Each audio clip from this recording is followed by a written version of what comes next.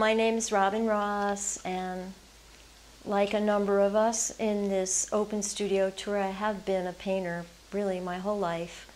I paint abstractly. I use a lot of figuration in my work. This piece has feet. A poem by William Gilbert called Waiting for Li Po that all of us have been asked to make a painting for on this exact same size of canvas. So it was very assignment-like feeling, but I had a good time. And Li Po was an ancient poet and philosopher from, I think, the 7th century, Chinese. And so for me to get into the mode of what a Li Po painting might look like, I read a lot of Li Po poetry, which we happen to have a lot of poetry books in the house. And he steps in the mud, and he's a philosopher. I don't want to talk too long about it, but one of the things I do with a lot of my paintings is I use metal parts. Oops, I didn't glue that magnet on. Oh well, because these are brand new, so they're not really, they might even be a little wet still. So this piece won't be on here any now. This is not a piece of metal. This is a stone that it felt to me like during Li Po's time, he would walk for days through the rocks. And also because where I live, there's rocks everywhere, and the walking can be forever and very eternal feeling, as his poetry is. This piece is one of the ones that's paired with a poem that my poet, we each had our own poet, as I said before, gave me a selection of poems, and I picked my 3 favorite. It's very brief. I think I'd like to read it because it's simple, but it's deep. And her name is Lynn Brescia. I want to credit her. The painting and the name of the poem are the same. I named the painting Crossing. What purpose this journey? Did I arrive or leave? Can I move or stay? Did I heal or shed limbs? Find or let go? Do I stand watching or do I act? And if so, am I gaining or losing ground? Again, I'm using, these are metal, and I think, yeah, that I can take them off now. So these parts come on and off. I feel they're really necessary to the work. They're an element that adds to it, but that is also part of it. These are limbs.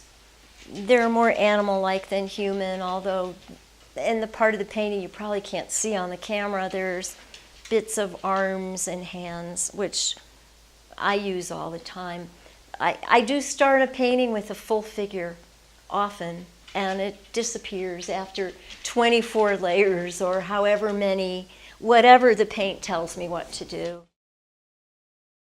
I will also show some other new work I did this year. I worked on a lot of books because I was in a wheelchair for 6 months, and it was really tricky to learn how to paint big, but I figured it out, and thank the gods that I'm walking now and I can paint large. A number of the books that I worked on were smaller than this one, but this is one I'll probably put in the open studio when I just get to be abstract. These are carved. They fall into each other, so there's a hole there you can look through. And I get to be really colorful. They're quick. They keep me moving. They keep my hand in the paint. They're kind of like a journal. I work in them often every day. I have a lot going on at a time, so they lay around my studio because the paint takes a long time to dry. I worked on a lot of poetry books. Generally, they're first edition books from the 70s, give or take. They're out of print. They're often found. Most of the books I work on are found, even though I might have to buy them. But they're ready to go into the garbage. And most artists, we love books, even if we're not a writer. I have 3 of this particular book. No, I have 4. One I didn't paint in because it's gorgeous. I find him online. His name was Howard McCord. He died recently. He's an incredible poet. And what I do is, this book was called Peach Mountain. This is Peach Mountain 1. I take the book and I paint over the pages. Sometimes the poems remain, as in this one. It's about philosophers kissing. I guess I like philosophers because I worked with Li Po, although I had no option with that one. So that's a kind of kissy fish. I don't know. Sometimes I write my own words because it's fun, and I'm inspired by covering up the other words, but they all show through. Anyway, I have a lot of these that I worked on this year. I must have worked on 15, and about 8 or 9 of them are actually finished and reunited, put together. Here's an older book, but it's a real beauty. It kind of flips and flops, and it's got magnets too. Look at that. You know, we all do what we do. There's a magnet. Oh, it doesn't need to be there.